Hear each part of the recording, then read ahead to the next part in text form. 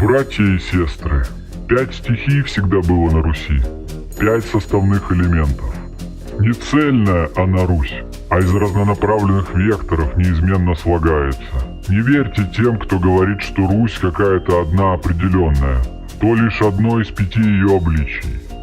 Первая стихия – славянская.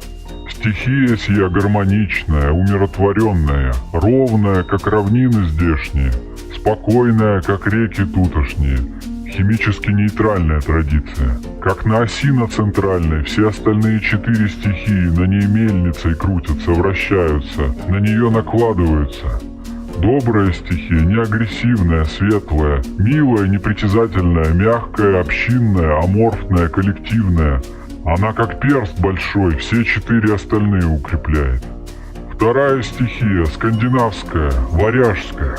Традиция гордая, свободолюбивая, индивидуалистичная, прямая, героическая, одинокая, независимая, полная противоположность рабскому духу и растворению в массе. Никогда не убояться пойти против большинства, стоять на своем, даже будучи обреченным на поражение. Не отступать и не сдаваться, всем ветрам назло. Традиция, где свобода есть даже после смерти, а главное поражение в земной жизни – это потеря себя. Все это совместится с занимательным божественным пантеоном и мифологией и перерастет потом в плюрализм политический, в разные тинги, парламенты, вечи, борьбу за свои права, вольнодумство. Главный недостаток у традиции данной вытекает из ее же достоинства. Она неизменно в меньшинстве, мала да удала. Стихия третья – ордынская. Суть традиции ента – вечная война, захват земель, покорение стран и народов.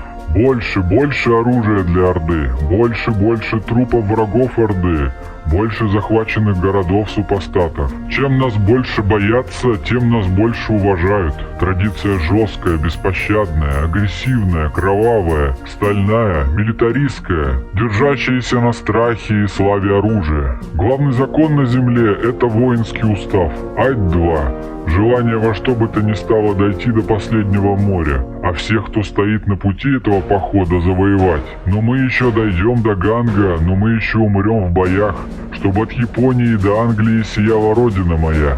Собрать, связать, скрепить, сковать покоренные земли воедино, сгрести в охапку, в пучок. Но действует традиция это не всегда, а как будто просыпается время от времени и засыпает снова.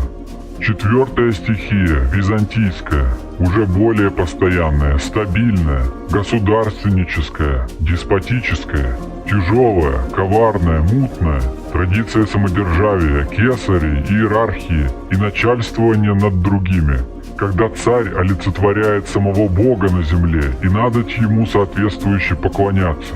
Когда даже вера и церковь становятся идеологией удержания власти, когда инакомыслящих и еретиков запекают в бронзовых быках, ссылают в конец географии, когда деспот окружает себя ничтожными чиновниками-евнухами, дабы никто не претендовал на трон егоный. Традиция бюрократическая, с армиями клириков-клерков, гасящих в своих глухих недрах любой творческий разумный импульс. Традиция, где много имперского блеска, глянца, позолоты и напыщенности.